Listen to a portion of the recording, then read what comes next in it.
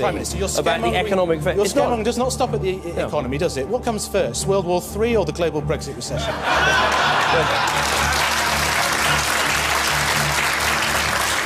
The world is changing with accelerating speed.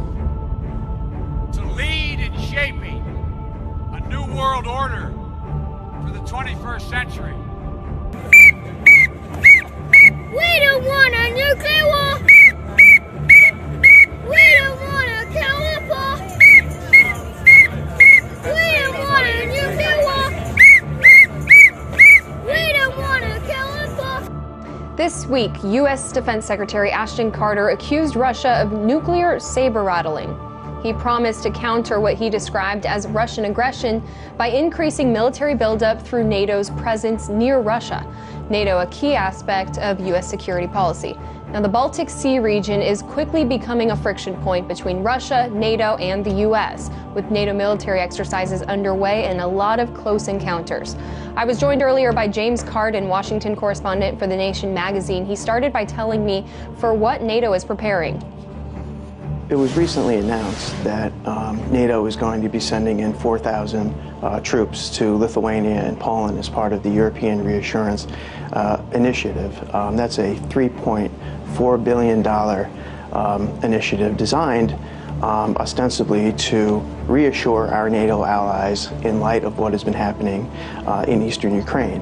In addition to that, the United States has sent in the USS Donald Cook, which is a missile-class destroyer about 50 miles away from Kaliningrad. Now, Kaliningrad, a lot of Americans don't know, is a Russian port between Poland and Lithuania, and they have a major naval base there.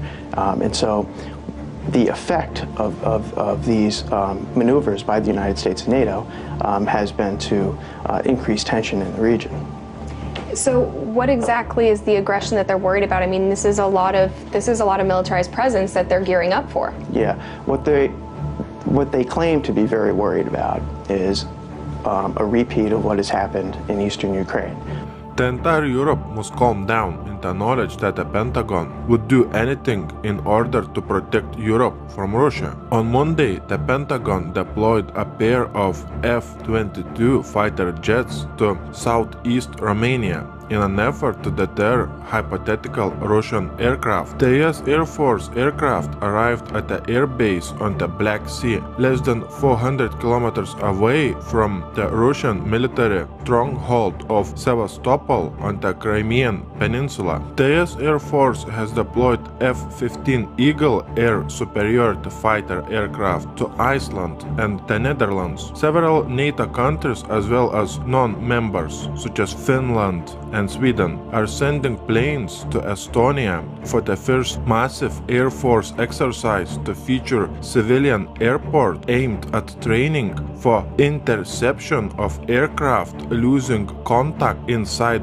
Finnish airspace. The two-day exercise called Ramstein Alo-1 will kick off at the Estonia's Amari Air Force Base next Thursday. It will be involving warplanes and air crews from Belgium, Spain, and Poland, as well as non-NATO members such as Finland and Sweden.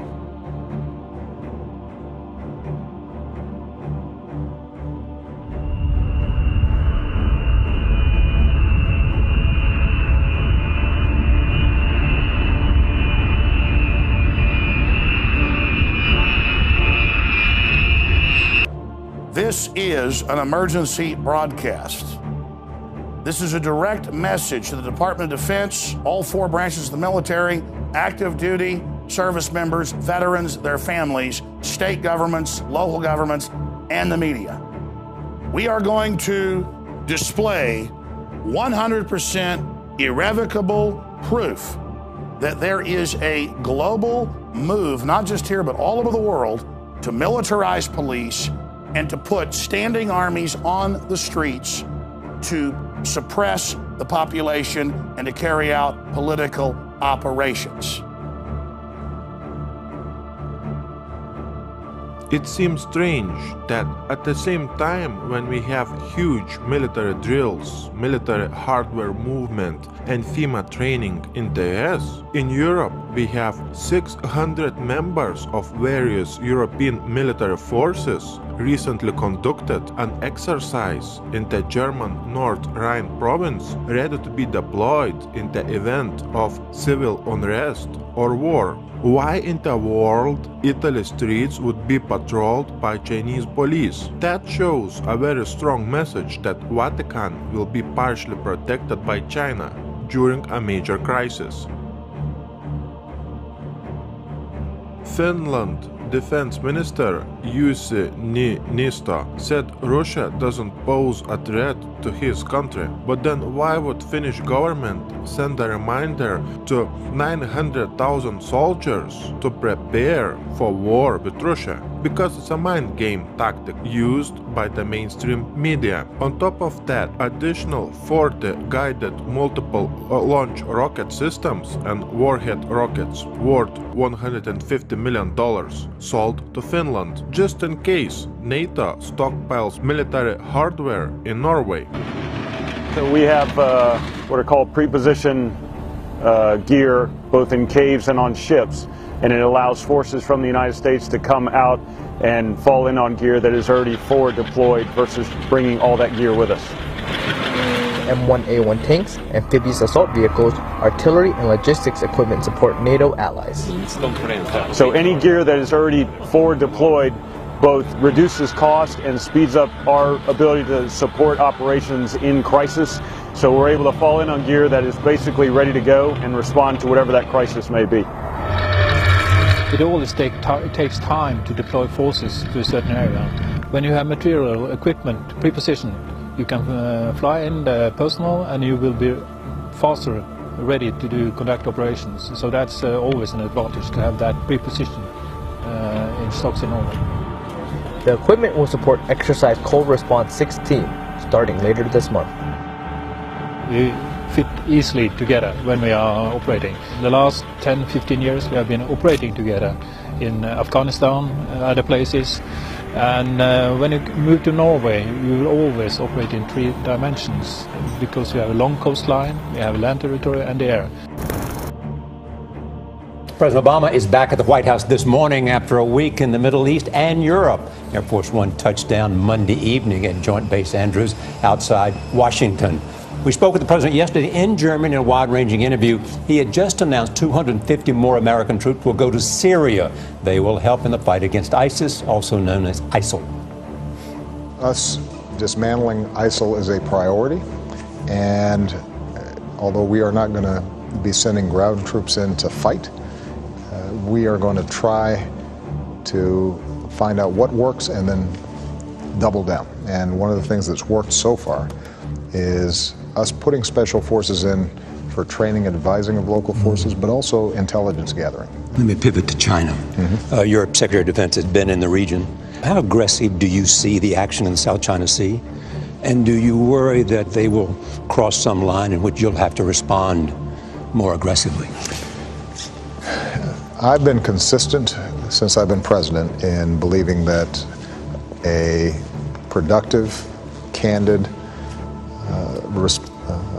relationship between the United States and China is vital, not just to our two countries, but to world peace and security. We're a lot better off with a China that feels confident. It's not a zero-sum game. It's not a zero-sum game.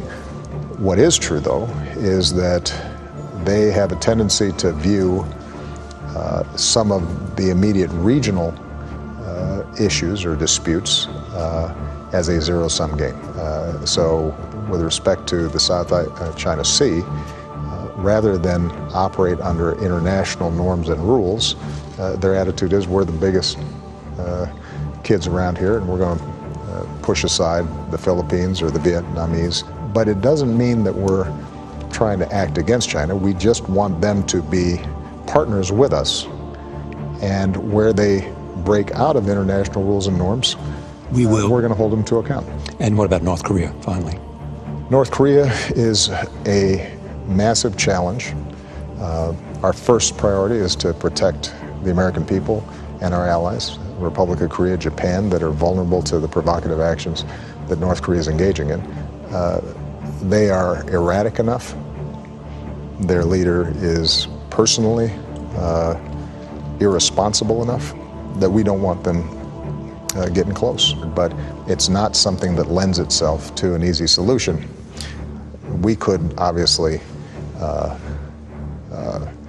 destroy North Korea with our arsenals, but aside from the humanitarian costs of that, they are right next door to our vital ally, Republic of Korea. One of the things that we have been doing is spending a lot more time positioning our missile defense systems so that even as we try to resolve the underlying problem of nuclear development inside of North Korea, we're also setting up a shield that can at least block the relatively low-level threats that they're posing right now.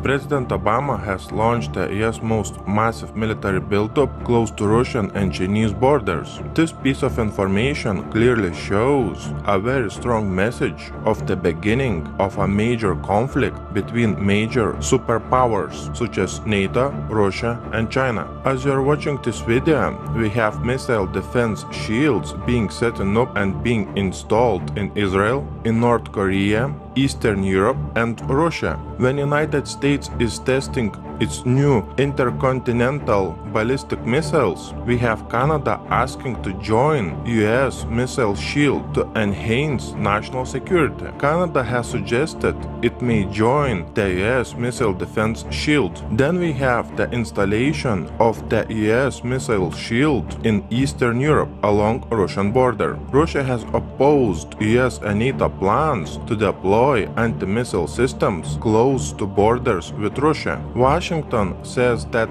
the anti-missile system would not threaten Russian security. Russia will restore a missile attack warning station near Crimea to counter an increasing NATO activity in the Black Sea. We have 4,000 cruise missiles pointed at Putin that would enable Obama to deliver precision-guided non-nuclear airstrikes anywhere inside Russia in less than an hour.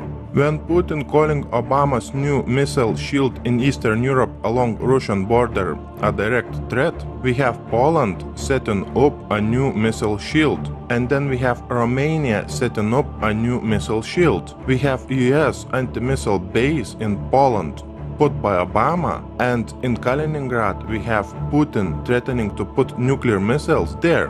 We have Putin activating S-400 defense systems all around Russian border with Eastern Europe, and we have nuclear missile systems patrolling Moscow streets. We have Norway and the US planning to establish a new military radar post in Vardø, Finnmark, in addition to the already existing US Globus 2 radar system. Let me show you on the map where all the missile defense shields are being set up and being installed in Eastern Europe. Just look at this map. Here we have Putin in Moscow, placing S-400 defense systems all around Moscow, and we have some in Kaliningrad. Here we have Obama setting up a missile defense shield in Poland and Romania, and putting radars in Norway. And in all these countries we have NATO and US military training at unprecedented scale. Watch my new video on military training and military hardware movement by Putin and by Obama in these countries. The link to my new video, as always, will be below in the description box. Just a little bit more than 70 years ago, we had a great war between major superpowers. Today, in the same place, on the same map, we have the same superpowers in the face of NATO and Russia preparing for a major war. Just remember, only a little bit more than 70 years ago, in the same place on this map, millions and millions of people died fighting for the same forces that are preparing a major conflict today. My biggest concern is that during World War II, there was no nuclear weapons available in such a big amount that is available today. And in the same place on this map, there was no nuclear power plants, so the war was limited in scope.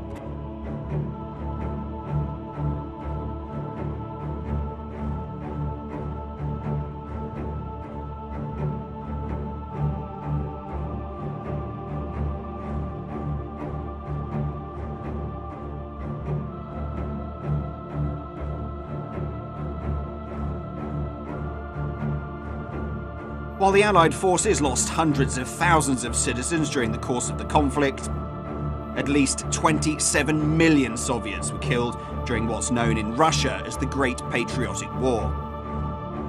The Eastern Front also proved the deadliest for Nazi Germany, with 74% of their war deaths occurring there. Almost every single Soviet family suffered the horrors of this war. Only 37% of all men drafted to the front line survived till the end of the conflict. Now I want you to pay close attention to this information. Washington continues to prepare a global strike, according to the Deputy Foreign Minister of the Russian Federation. The United States continue its destabilizing activities. This includes the creation of a global missile defense system, the continuation of the development of tools capable of inflicting a disarming strike without using nuclear weapons. The Rapid Global Attack System of the United States provides the establishment of a hypersonic system which will be able to apply high-precision non-nuclear strikes from American territory at targets on Earth within an hour. This system will cause a non-nuclear strike, disarming strategic nuclear forces, including those of Russia. 24 generals from 13 NATO countries gather in Latvia to train joint operations. We are prepared to fight and win if we have to. NATO's focus will expand from assurance to deterrence, including measures that vastly improve NATO's overall readiness. Lithuania is hosting large-scale military exercises involving the country's forces as well as soldiers from other NATO member states. Another Baltic state, Estonia, started a major military drills involving NATO troops in the country's regions near the Russian-Estonian border. NATO is deploying an additional 4 battalions of 4,000 troops in Poland and the 3 Baltic states. Do you remember when we had in the news saying that NATO would deploy 4,000 troops to the Baltic states? And when the next day that figure increased to 40,000 NATO troops being deployed to the Baltic states. Poland is set to double size of its armed forces. The Polish army will be bigger. We envision a substantial increase in the size of the army by at least 50%. Poland's armed forces, which currently have around 95,000 personnel, would grow to 150,000 personnel. Poland launched an ambitious 10-year defense project aimed at upgrading its military forces. According to Deputy Defense Minister Czesław Mroczek, in April 2016, Poland would choose a supplier of anti-missile defense system, which will reportedly cost around $10 billion. In total, Poland was planning to spend around $42 billion on its military upgrade over the next 10 years. Poland's military modernization program includes a missile defense shield, anti-aircraft systems, submarines, combat drones, armored personnel carriers. The Georgian army has begun the 2-week Nobel partner military exercises together with American and British forces. We're already going under a form of martial law. So let me show you some of the news we already went to in our earlier report. Then I'll go to a smattering of the other evidence right here. Much of it from the Department of Defense's own website. You have massive military gear being cached, armored vehicles, machine guns, helicopters, night vision, Humvees, with the police departments around the country. California has gotten the majority of it, along with Oklahoma and other areas to population. Texas has gotten double what California's gotten, and we have 10 million less than them. Oklahoma got basically double what California got, even though the crime rates are very low, because it's about suppressing the patriot population, just like they have on the map in Jade Helm showing Texas, Utah, and other areas as hostile. This is pre-caching to fight real Americans that won't go along with gun confiscation, you name it. Now, when you see Infowars.com articles I'm going to show you, you can go directly to the site, click on it, and go to the Department of Defense's site. DoD training manual, extremist founding fathers would not be welcome in today's military. Close quote. Army-sponsored report suggests new police force. That's WorldNet Daily. What's that out of? A stability police force for the United States, RAND Corporation. This is the martial law plan that I've been covering for 18 years. War gear flows to police departments, New York Times. Feds preparing to invade Texas, list state as hostile. They are preparing, not saying they're going to invade or take over. They are preparing for the takeover. And that's in the John Warren Defense Authorization Act of 96, 97. They admit for insurrection by legislatures and governors. They just hope, just like Obamacare, you don't actually go read this stuff. Obamacare is great, and it's really working. We have to make sure America writes the rules of the global economy. Because if we don't write the rules for trade around the world, guess what? China will.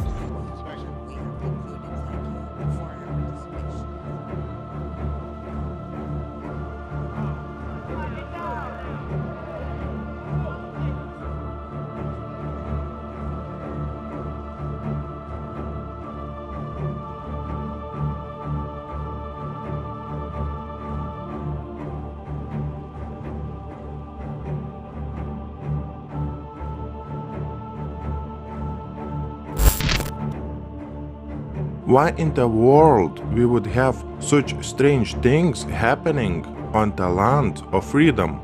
What is very strange is that we have FEMA conducting biggest drills ever inside the US. We have all those FEMA executive orders set in place. We have Walmarts closed and being converted into detention centers according to some videos on YouTube. We have an unprecedented military hardware movement inside the US. We have this movie Amerigeddon coming out on Friday the 13th. We have another movie called X-Men Apocalypse. We have FEMA and DHS conducting riot control drills. On top of that, do you remember those articles saying that DHS has purchased more than 2 billion rounds of ammunition, which is enough to fight a war for 10 years? Do you remember those articles saying that US government has purchased 30,000 guillotines? Do you remember red, blue, green lists? Do you remember FEMA coffins? When at the same time we have US and NATO setting up and activating missile defense shields in Eastern Europe, on Russia's doorstep also in North Korea and inside the US. What do you think? Please share your thoughts by leaving a comment below this video.